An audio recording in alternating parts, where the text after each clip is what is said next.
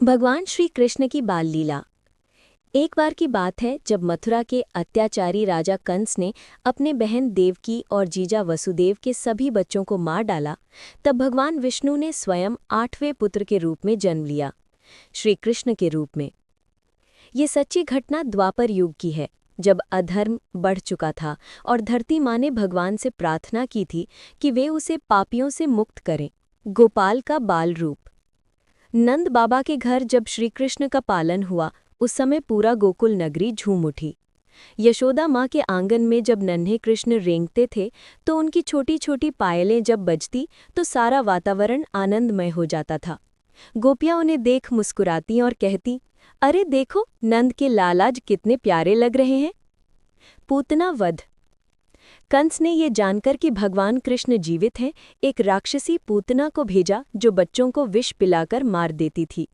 वो सुंदरी का रूप धारण करके नंद बाबा के घर पहुंची और बालक कृष्ण को गोद में उठाकर अपने विष भरे स्तनों से दूध पिलाने लगी।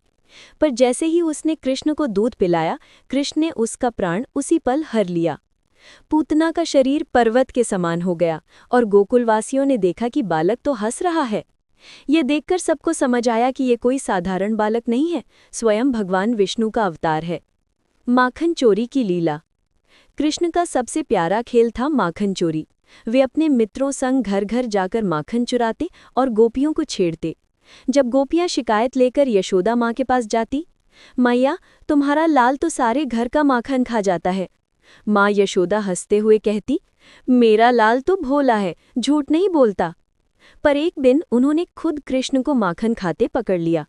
जैसे ही कृष्ण भागने लगे, यशोदा ने उनका हाथ पकड़ा और रस्सी से बांधने लगी। लेकिन आश्चर्य, रस्सी हर बार 2 अंगुल छोटी पड़ जाती। आखिरकार जब यशोदा माँ के आंखों में प्रेम के आंसू आए, तब रस्सी अपने आप जुड़ गई।